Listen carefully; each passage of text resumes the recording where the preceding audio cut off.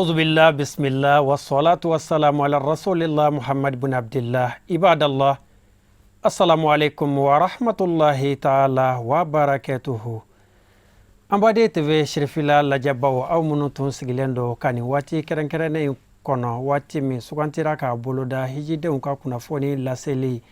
auma osanga ni aselenye ambe aufo ka wali mando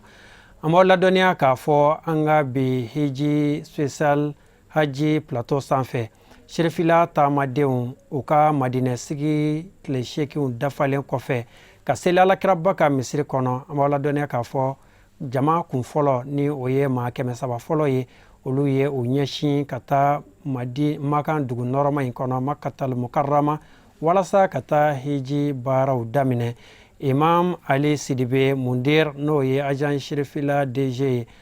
directeur ba yɛrɛ ale bɛ lakali kɛ an ye ka ɲɛfɔli kɛ an ye jamakulu fɔlɔ tacogoyaw kan an ka jɛ k'o baara seereya ɲɔgɔn fɛ. An lajɛbaw an b'aw bɛɛ lajɛlen fo halisa an bɛ Madinɛ jamana kan an ka groupe fɔlɔ minnu nana ni olu donna Maka yan nɔ ka bɛn wulila Bamako le 20 u donna yan le 21 bon ni Ala sɔnna ma ka bɛn bi le 29 ma u bɛna bɔ yan ka u kunda Maka jamana kan. U ka Madinɛ tile 8 a dafara fo ka farida damadɔ yɛrɛ fara kan tuguni ni Ala ka jɛ ye wa ni Ala sɔnna ma groupe filanan o fana ta bɛ kɛ o cogo la sabanan o fana ta bɛ kɛ o cogo la ni Ala sɔnna ma bɛɛ b'a ka tile 8 dafa ni Ala sɔnna ma o kumana ni y'u labɛnnen hôtel da la u y'u ka finiw ta u ka fini jɛmaw komi aw y'a ye cogo min na u bɛna bɔ yan nɔ u bɛ taa Zulhuleifa n'o ye Abiyari Ali ye u bɛ taa ka t'u ka umra ŋaniya siri yen nɔ ka sɔrɔ k'u kunda Maka kan an bɛ dugawu kɛ ya Rabi Ala ka senu ɲuman ye an y'u kalifa Ala ma u bɛ taa baara min na Ala ka kɛnɛya di Ala k'a nɔgɔya mɔgɔw yɛrɛ b'u ɲɛ yen nɔ gidiw la minnu bɛna u kunbɛn fana ka u bisimila Umar Jabate n'o ye baliki ye ale yɛrɛ bɛ taa ni u ye ni Alahu Taala sɔnna ma ka taa u ka umraw kɛ o kumana groupe min bɛ yan ne yɛrɛ bɛ to olu kɔrɔ ka olu fana ka baara tɔ k'o suivi Madinɛ yan nɔ an bɛ dugawu de kɛ Ala ka senu ɲuman ye ya Rabi Ala ka baara in bɛɛ lajɛlen nɔgɔya halisa an tɛ ɲinɛ an ka jamana a bɛ degun kɔnɔ a bɛ tɔɔrɔ kɔnɔ Ala k'a bɔ a kɔnɔ sababu o sababu b'a bɔ a kɔnɔ Ala k'a bɔ a kɔnɔ an karamɔgɔ Seydi Sherif Usman Madani Hayidara ale yɛrɛ ka wulikajɔ ye cogo min na hɛrɛ ani basigi o bɛna jamana in kɔnɔ cogo min na an bɛ dugukolo hɔrɔnma de la an kɔni ye jɔni jurumutɔ ye ya Rabi Ala k'a basigi n'a hɛrɛ Ala k'a nati jamana kɔnɔ k'an bɛɛ labanko ye Mali taamaden bɛɛ Ala k'an bɛɛ na hɛrɛ la k'an bɛɛ segin hɛrɛ la sallallahu ala rasul. Mana min na agent shirifila taamadenw ni u wulila nin cogo in na ni u nana don Abiyari Ali n'o ye Zulhuleifa ka ca la maliyɛn hijidenw bɛ u ka namu ta ale yɔrɔ in de la i k'a dɔn k'a fɔ shirifila taamaden ninnu kari 7 ɲɔgɔnna maa 300 u bɛɛ lajɛlen ye saniya waliyaw kɛ ka selijiw ta ni ka sɔrɔ ka ihramfiniw don u kana sabula u ɲɛsinnen don fɛn min ma sisan o ye ka taa imura kɛ i k'a dɔn k'a fɔ yanni hiji waatiw kɛ don u kan Umar Jabate n'o ye baligi ye ale bɛ ɲɛfɔli kɛ an ye u ye fini ninnu ta cogoya minnu na. أعوذ بالله من الشيطان الرجيم بسم الله الرحمن الرحيم ولامبادو أمي الله تعالى تنوكا بركادا ني الله تعالى كجين شرفلا تامدون نالا سنا ويبولي دام نبي كونشي مغاما نوي عمره كلي ولانغا ما كونفلامو نولو بورا ايوا بريمير غروب لا نولو درا مدينه ولوغا تلسيغي دافارا ولا انيو وتا سوماداينا كابانغا سكننا ni awnye Abiyari Ali nabe fo Masdul Hulaifa anana kananga lofla sele kanga ngeusiri kuma min ka daw kanu la bayka e kasro ko de menoy wala anyu bedo kare kuna ni wati na kare wulumfla o beno kunshi maga masisa ameta ka to ka umra ke ni alaka je mauma be imangene be ka kene ye ma korobay wala ite ma korobay e ka dana en tant que ni kon be shi de fula jama kono e hakli sigleno ka sabu kemi an karam ngono e shirbuke Seydi Sherif Usman Madani Hayidara aye nyende minta dawrate ka fo ala ni seke ne Hayidara ye nga se ka agence créer balsa mo ka tama ka se ka nye u ka nafolo boli kana ke gonza ayo la ni ta dominala e seka ay agence min sigi senga o le Sherif la agence ka damla ka se bima ni nyata ta ko sekete ay mangutu koni foni ngalombida ay ta ka ta publicité foni ngalombida barake bane ni barake la chambe bange karamo de foin ko nga barake nanye barake ko bara yere ba yere jira o le kera agence flaka wala ye ke to bela jelen kono sabati bela jelen kono o la ben sonjara be farifuna ame do ka karamo ka nyine ala fe ala ka me jamanya fe ala ka kolosi ala ka sini kɛnɛya d'a ma hiden bɛɛ taamaden bɛɛ Mali taamaden bɛɛ diɲɛ taamaden bɛɛ ala k'a bɛɛ ɲuman segin ala yafalen o ma wassalamu alaikum wa rahmatullahi ta'ala wa barakatuh. labbaik allahumma labbaik labbaik la sharika lak labbaik innal hamda wan ni'mata lak wal mulk la sharika lak. Alhamdulillah, i ka dɔn k'a fɔ ihramfini talen kɔfɛ sirifila taamaden kunfɔlɔw fɛ nin cogo in na ni ka labɔ i ka fɔw kɛ i n'a fɔ aw bɔra k'a ye cogo min na an ka taamaden min bɛ u nɔfɛ TV sirifila tɔgɔ la Buya Jagili Kulubali a y'a ka galamani tɛnkun ihramfini tabaga ninnu na nisɔndiya min b'u la ani farifoni min b'u la k'u to Zulhuleifa n'o ye Abiyaru Ali u ye olu lase an ka bɔ lakali la ni ka jɛ k'o baaraw seereya ɲɔgɔn fɛ. Bon ka bɔ Madina ka na Maga an bɛ Ala tanu ka barikada an ma gɛlɛya foyi sɔrɔ sira la depuis an wulila ni hɛrɛ tɛ an ma tɔɔrɔ sɔrɔ bon fana an bɛ Ala deli an bɛ dugu min na nin u ko ko ni Magan cɛ tɛ tɛmɛ kilo 100 ni kilo 60 kan an ɲɛ min bɛ mɔgɔw da an bɛ dugawu kɛ Ala k'o kilo 100 ni kilo 60 Ala k'an ɲuman se o fana kɔnɔ bon n bɛ sirifula mɔgɔw fo u ka mɔgɔ bonya na an'u ka mɔgɔ bɛnbɛn la n'an y'u fo an bɛ barika da karamɔgɔ yɛrɛ a n'a somɔgɔw bɛɛ lajɛlen an bɛ dugawu kɛ Ala ka agence sirifula Ala k'a taa ɲɛ Ala k'a kɛ siniɲɛsigi maa ma bɔra ka na hiji la Ala ka bɛɛ ka hiji minɛ Ala k'a kɛ kira ka hiji minɛ ne kisi ni nɛɛma bɛ kira ma salam salim. voisin kɛnɛ a ɲɛna kosɛbɛ an ka nisɔndiya ye min ye fɔlɔ depuis an donna awa groupe nin kɔnɔ an ma gɛlɛya sɔrɔ donc an ka nisɔndiya fɔlɔ ye min ye n'u ye rendez-vous fɛn fɛn fɔ an ye a bɛ k'a kɛcogo la et puis ni an nana an b'a sɔrɔ k'a fɔ u y'a fɔ cogo min a kɛra ten de an nisɔndiyalenba don ten an sera yan joona et puis voilà an b'an ka minɛnw de kɔnɔ sisan n'an y'o embarqué ka taga an ka hôteliw la an bɛ taa an da k'an lafiya kɛni dan don bon ne kɔni bɛ min kan min fɔ maliyɛnw ye o ye bɛn ni kelenya de ye et puis an ka essayer ka dugawu kɛ ɲɔgɔn ye an ka jamana bɛ fitina min kunna Ala k'a dugan an yɛrɛ ka ni voyage Ala k'an ka bateau minɛ vraiment an b'a Ala deli o de la an na kun ye bateau minɛ de an ka dugawu kɛ ɲɔgɔn ye an bɛ dugawu kɛ Mali jamanaba in fana ye quoi ani Haidara ka groupe. Alhamdulillah bi taama in a ka taama wasalen an ɲuman bɔra Medine ka na Maka a kɔni an ma gɛlɛya sɔrɔ sira kan bon yan jamana bɛ n'a sariya don n'a y'i bɔ u ka douaniers ka jɔli ni contrôle ninnu na an ma basi wɛrɛ sɔrɔ i y'a mɛn an kɔni bɛ agence sirifila barika da mais ne tun bɛ ka yɔrɔnin dɔ remarquing dɔ kɛ o ye n sɔrɔ Medine n b'a fɛ ka yira maliyɛnw na Mali tɛ jamanaden ye ne bɔra n ka hôtel la n ko n bɛ taa citron san n ɲinɛna n ka wari kɛ hôtel la n ko n bɛ segin ka taa surakakɛ ko ma ko e ye maliyɛn de ye ko ɔhɔn ko bon taa n'a ye ko Mali ko maliyɛnw ka ɲi ko n ka taa n ka segin ka wari vraiment o acte nin ne marqué dɔɔni i y'a mɛn donc jamanaba de b'an bolo donc an bɛ dugawu kɛ Ala ka basigi don jamana kɔnɔ a tɛ ne dɔn t'a dɔn ko n ka taa n'a ka feerefɛn ye ka nin wari parce que ko n bɛ bɔ Mali la o ye n tike donc n bɛ agence sirifila fo ka barika da vraiment hali bi Ala ka aw to nin aw mɛn nin kan aw k'a bila kɔrɔ aw kana bila bana ye parce que aw mana na cogo cogo aw b'a se ka jamanadenw kunnafoni k'an to Magan yan vraiment ne kɔni b'a fo k'aw barika da aw ni ni baraji merci beaucoup. vraiment taama o bɛ fɛn fɛn min fɔ Magan sɛgɛn na anw m'a ye k'a fɔ hiji la n'i nana i bɛ sɛgɛn ye anw kɔni m'a ye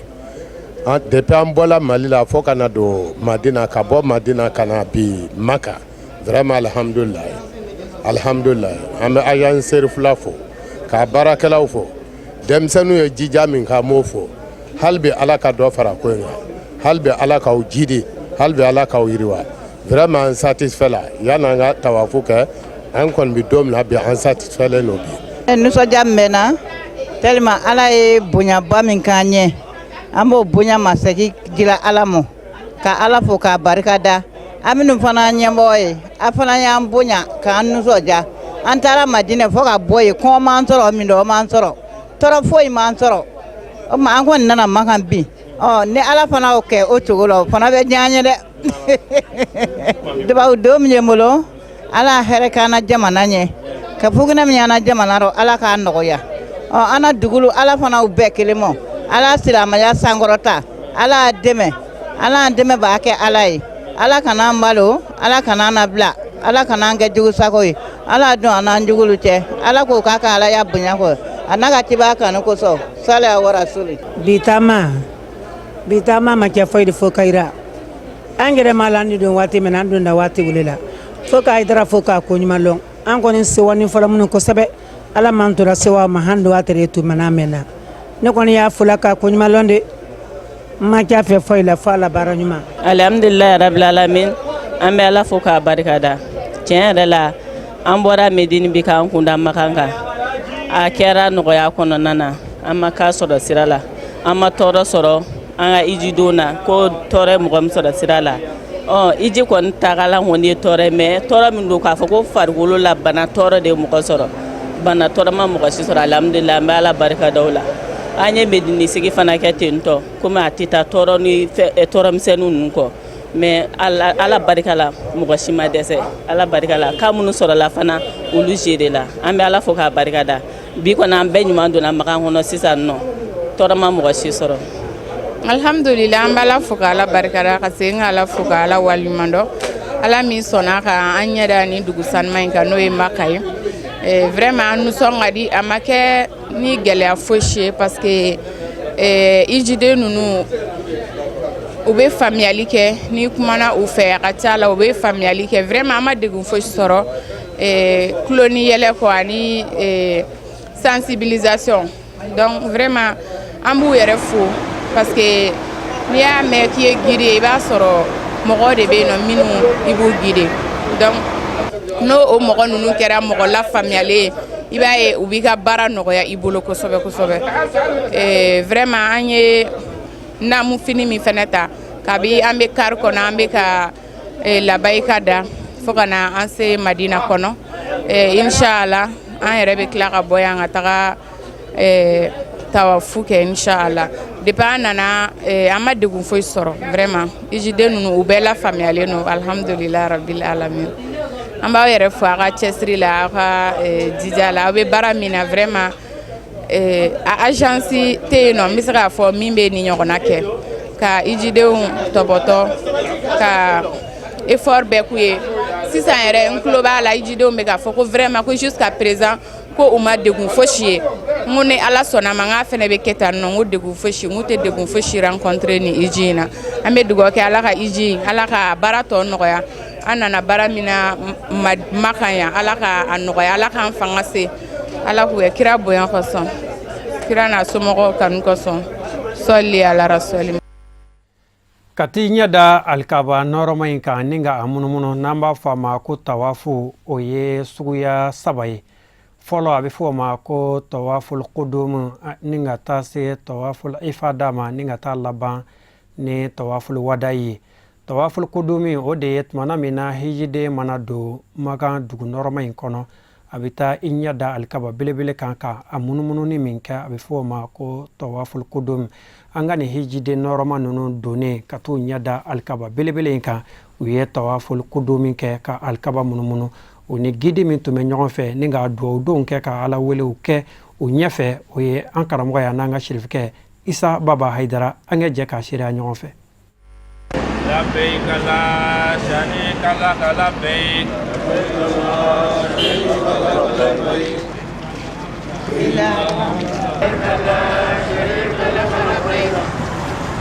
إن الحمد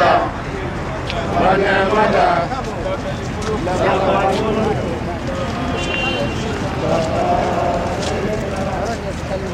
Anti ala, amindeli, ika seula, anika bunyaula, alaikan kisi, kan latanga, alaikan sutra, abojien malo fitinima, alara malo bilema, ala bijoro badela, alaika hero kanye, ala ambora yoro jauna, jurumun caman ye ani haminako caman fo tɛ se an ka jurumu yafa e ala kelen pe tɛ ala ka yafa ma minɛni tɛ min kɔfɛ fiyewu ala ye k'an ka bato bɛɛ lajɛlen ala an faso silamɛ jamana bɛɛ lajɛlen o kalifa e ala la yɔrɔ ninnu hɔrɔma la bonya la fɔɲɔgɔnya minnu bɛ yen waliya minnu bɛ yen faamaw ni ɲɔgɔn cɛ diinɛ ni ɲɔgɔn cɛ masigiɲɔgɔn ni ɲɔgɔn cɛ nin yɔrɔ in bonya kosɔn i ye hakilisigi min don yan ka ye makan kɛ duguba sigilen ko ɲɔgɔnna don an ka jamanaw la ka fɔɲɔgɔnyaw bɛɛ lajɛlen bɔ yen ka bɛnbaliyaw bɛɛ lajɛlen bɔ yen an bɛ samiyaw de la ji hɛrɛma bɛ ala ala ye ko dira ma an fɛ ji ɲuman b'i bolo ala ye ko suran kan ji ɲuman b'i bolo ala ye ko bɔ an ye ala ye kana ji caya n'a kan dɛsɛ ala ye kana ji dɛsɛ n'a kan halaki ala an b'a deli fɛ ka k'i ka jɔɲumanw kosɔn an bɛ jɔyɔrɔba min na an bɛ nɔ minnu na ka k'olu hɔrɔma kosɔn an ka jamanaw basigi ka kelenya do yen ka bɛn do yen nɔ fitina minnu bɛ yen ala ye ko bɛɛ lajɛlen bɔ fitina minnu bɛ yen ala ye k'a bɛɛ ban baliya minnu bɛ yen deli ko bɛɛ lajɛlen bɔ yen ala an ye ka diinɛ ɲɛmɔgɔw bɛɛ lajɛlen kalifa ala ma ala ye k'u bɛɛ kisi k'u bɛɛ lajɛlen tanga k'u ka denbayaw silamɛ bɛɛ lajɛlen ala an bɛ yɔrɔ min na kana hiji min na k'a kɛ hiji minɛnen an bɛ ka mura minnu kɛ k'a kɛ mura minɛnen an bɛ ka seli minnu kɛ ala ye kow minɛ ala an bɛ ka jaga minnu bɔ ala ye k'a bɛɛ lajɛlen minɛ n'a ye fili minnu kɛ k'o bɛɛ lajɛlen yafa ye rabbana atina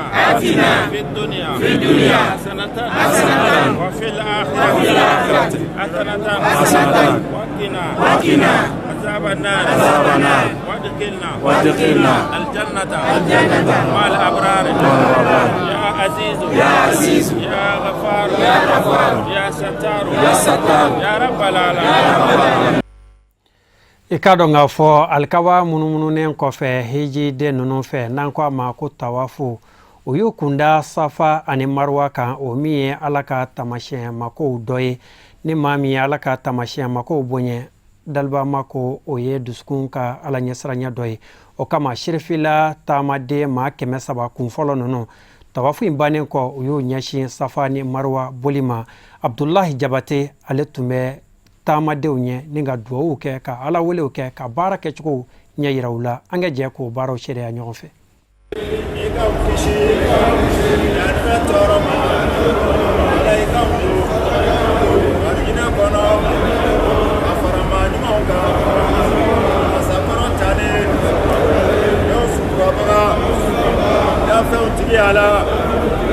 ala bɛ deli i ka sɔn diɲɛ hɛrɛ la ala bɛ deli i ka sɔn lahara hɛrɛ la ala i ka kisi yanamɛ tɔɔrɔ ma ala i ka don arijinɛ kɔnɔ ka fara jɔnɲumanw kan ka masakɔrɔ talen jɔn suturabaga danfɛnw tigi yala ala bɛ deli i ka sɔn diɲɛ hɛrɛ la ala bɛ deli i ka sɔn lahara hɛrɛ la ala i ka kisi yanamɛ tɔɔrɔ ma masakɔrɔ talen jɔn suturabaga danfɛnw tigi mɔgɔ min hijira walima ka i mura kɛ a t'o tigi ma degunna u ka taama safa ni maruwa cɛ ni mɔgɔ min ye hɛrɛ ɲini kɛ ala ye barikada masa ye ko dɔ masa don ala b'i deli i ka kan sɔn diɲɛ hɛrɛ la ala i kan sɔn lahara hɛrɛ la i k'anw kisi yanimɛ tɔɔrɔ ma i k'anw don alijinɛ kɔnɔ ka fara i ka jɔ ɲumanw kan y'a masakɔrɔ talen y'o sugurabaga danfɛnw tigiya la an b'i deli i k'anw sɔn alijinɛ la ala i k'an kisi yanimɛ tɔɔrɔ ma ala an b'i deli i k'anw sɔn diɲɛ hɛrɛ la ala an b'i deli i k'anw sɔn lahara hɛrɛ la ala an b'i deli i k'anw kisi yanimɛ tɔɔrɔ ma ala an b'i deli i k'anw don alijinɛ kɔnɔ ka fara maa ɲumanw kan y'a masakɔrɔ talen yafa masa tura masa ala an b'i deli i k'anw sɔn diɲɛ hɛrɛ la ala an b'i deli i k'anw sɔn lahara hɛrɛ la i k'a dɔn safa ani maruwa n'o ye ala ka yɔrɔba ye.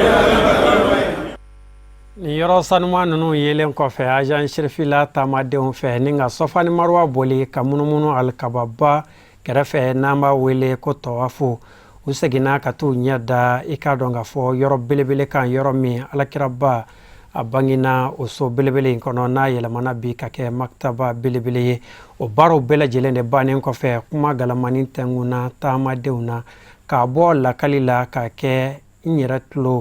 ye min ye n kɛ o lakali Sherifila taamadenw nisɔndiya min b'u la farifoni min b'u la an ka jɛ k'o baaraw seereya ɲɔgɔn fɛ.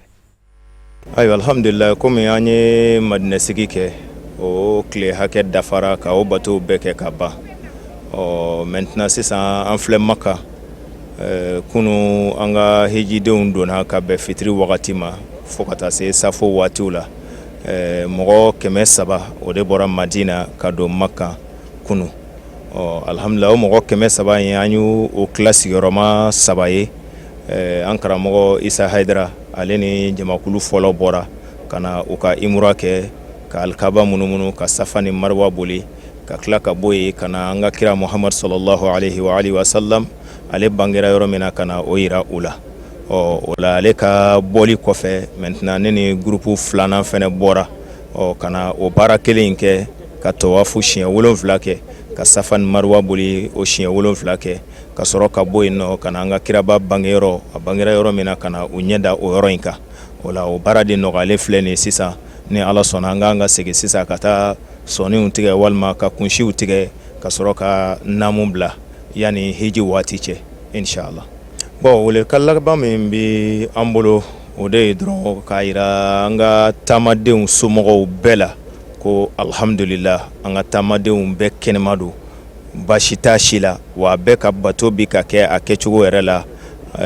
alhamdulillah n'u ka kɛnɛya ye n'u ka farifoni o la an bɛ ala fo la ka ala waleɲuman dɔn ka ala barikada o kɔfɛ k'an karamɔgɔ fo a Seyidi Sharif Usman Madan Hayidara sabu an ka se ka nin baara in bɛɛ kɛ ale ka cɛsiri don ale ka ŋaniya ɲuman don ale ka bilasirali don ale ka lakalali don o la an b'a fo ka waleɲuman dɔn ka barikada et puis a ye duwawu min ɲini an fɛ a ka duwawu bɛɛ la k'a fɔ n'an nana an ka janto faso la an ka duwawu k'an faso ye parce que faso bi bolo min ka bolo ɲuman tɛ an dun tɛna kɛ dɔwɛrɛ ye an faso den de kɔ an tonso n'an barajuru bi jamana in de kɔnɔ an tɛna se ka kɛ dɔwɛrɛ o kɔ wa maa wɛrɛ fɛnɛ tɛna an faso jɔ ka d'an ma n'an yɛrɛ kun tɛ o la jagoya ye an ka k'an faso fɛ ka duwawu k'a ye i n'a fɔ kira yɛrɛ b'o fɔ cogo min na ko boliwatɔni minal iman o la an b'a ɲini ala fɛ ya rabbi faso Mali ya rabbi ala k'a kolo suma cɛ bɛn ani kan bɛn ala k'a sabati ani ɲɔgɔn cɛ an bɛ min ɲini ala fɛ hɛrɛ la ala k'a di an ma an bɛ siran min ɲɛ tɔɔrɔ la ya rabbi ala k'an kisi o ma kira na so dungo kama sɔli ala rasuli alhamdulillah kɛcogo ɲɛna an ye mun kɛ an bɔra so ka na ka alikaba la munumunu siɲɛ 7 la ka bɔ yen ka na Safa Marwa k'o bari siɲɛ 7 la an kɔni y'o kɛ an tilalen kɔfɛ alhamdulillah an nana alakira bangeyɔrɔ an nana kɔni lajɛ ka bɔ yen a kan ka taa a taara kulu la yɔrɔ min na an b'a fɛ ka taa yen fana ka to o fana lajɛ quoi a kɛra tare a kɛra wasa ye k'a da depuis an bɔra Bamakɔ fo n'an bila sisan na vraiment seri fila an ma tɔ to aw ye prévu yira an na depuis avion kɔnɔ mɔgɔ 300 ni ko de bɔra ka tila ka na depuis avion wulila serviteurs wulila k'u dɛmɛ pour ka jama service chaque 30 minutes ou bien chaque 1 heure de temps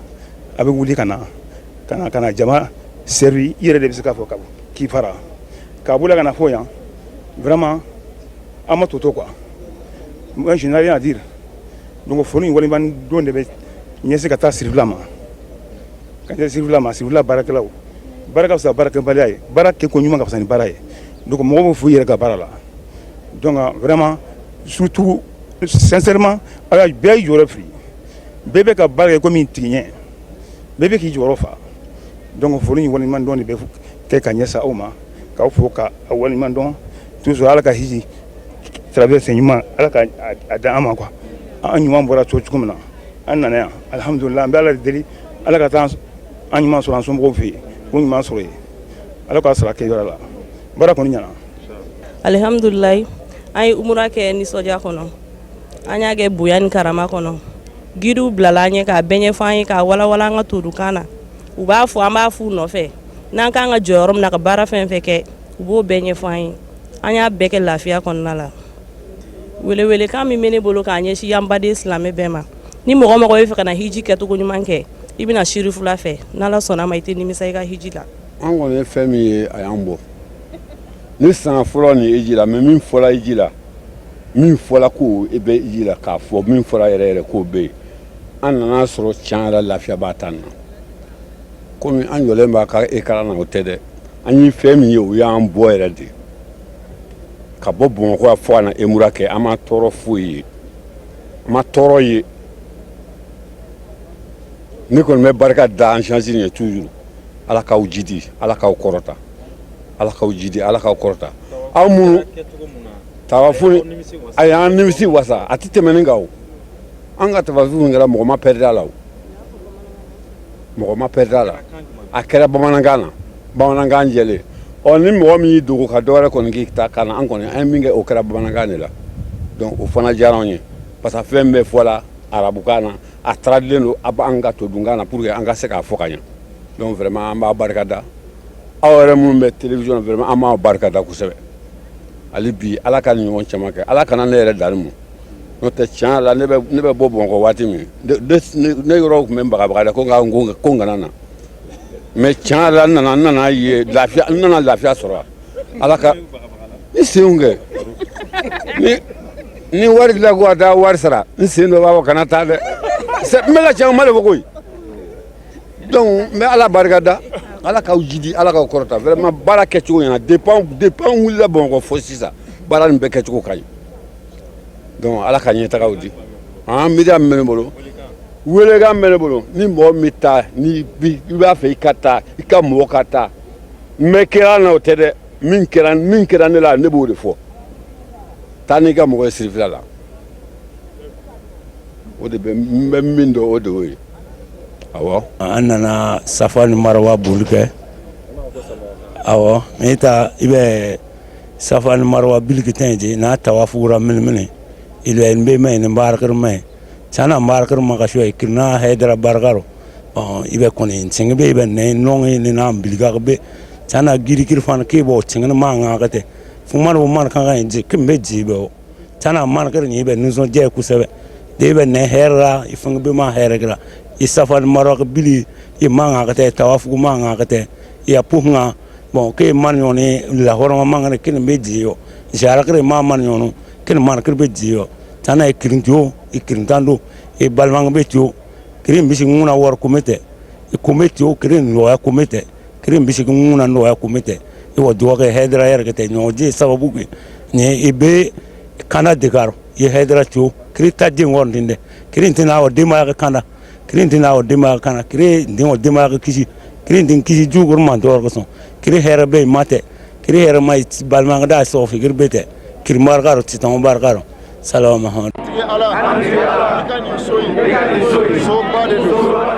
an ka bidon ja yirata o ye kulu belebele ye min bɛ Saudiya jamana kan Madinɛ dugu nɔrɔma kɔnɔ Uhudu kulu. Kulu belebele do min bɛ Madina tilebiyan fan fɛ. Ani Alakiraba ka misiri cɛ o bi bɛn kilomɛtiri 4 ma. Kulu belebele in lakodɔnnen do ka kɔn silamɛya diinɛ ɲɛ. Wa silamɛya ye dɔ fara a tɔgɔ a n'a ka bonya kan. Sabula Alakiraba ka fasobila kɔfɛ ni san 3 ye n'an ko a ma ko hijira. Kɛlɛ belebele dɔ kɛra silamɛw ni Magan Kurɛsiw cɛ. O kɛlɛ in kɛra kulu in kɛrɛda fɛ. O don Alakiraba ye kalakɛrunaw bila kulu in fan dɔ fɛ walasa olu kɛ juguw kerun wa u kana b'u nɔ na silamɛw ye se sɔrɔ o walima ni se kɛra silamɛw la. O kɛlɛ in de sen fɛ sahaba 70 ɲɔgɔnna sedusuyara. Alakira binakɛ tun b'o olu la min ye Hamza ye Abdulmutalibi den. Wa silamɛ taabolo caman ka faamu na ko Uhudu tɛ kulu gansan ye. A bɛ silamɛw fɛ wa silamɛw yɛrɛ bɛ kulu in fɛ. I n'a fɔ Anasi b'o lakali cogo min ye Maliki den. Wa ni kulu belebele in de sanfɛ n'o ye Uhudu kulu ye. Alakiraba delila ka yɛlɛ a sanfɛ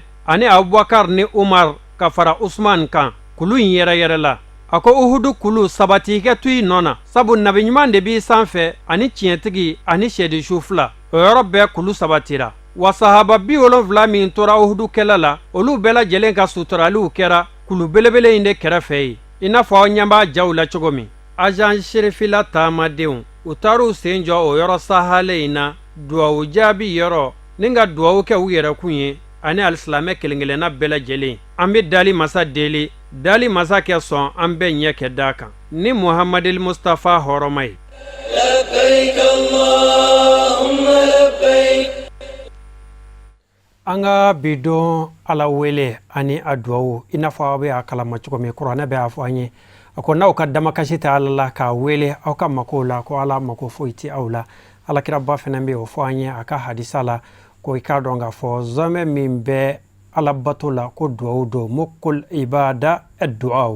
duwawu mukul ibada. O kama an karamɔgɔ alil makam fa'alul khairat Sayyid Sharif Usman Madan Haidara a y'a ɲini taamaden ninnu fɛ u mana jɔ yɔrɔ sahalen fɛn o fɛn na yɔrɔ karamalen fɛn fɛn na o kɛ Ala wele u yɛrɛ ye u kana ɲina faso Maliba kɔ an bɛ degun min kɔnɔ u kɛ Ala wele Ala bɛ se k'an bɔ degun in kɔnɔ cogo min ka na ni basigi ye jamana in kan ka jamana in denw bɛn ka siya woloma kɛlɛ sama ka bɔ yan diinɛko kɛlɛ ka bɛɛ lajɛlen bɔ yen ka jamanadenw kɛ kelen ye o hukumu kɔnɔ an ka bidon duwawu an ka jɛ k'o baara sariya ɲɔgɔn fɛ.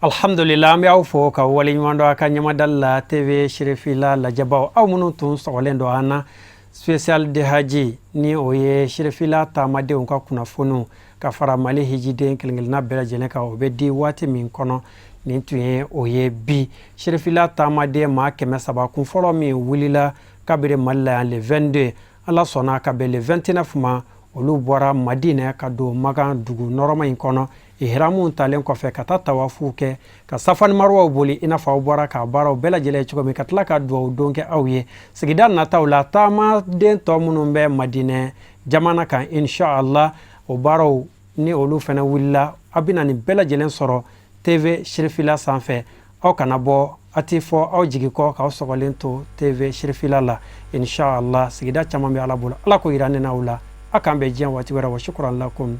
fi amanillah. لبيك اللهم لبيك لبيك لا شريك لك لبيك إن الحمد والنعمة لك والملك لا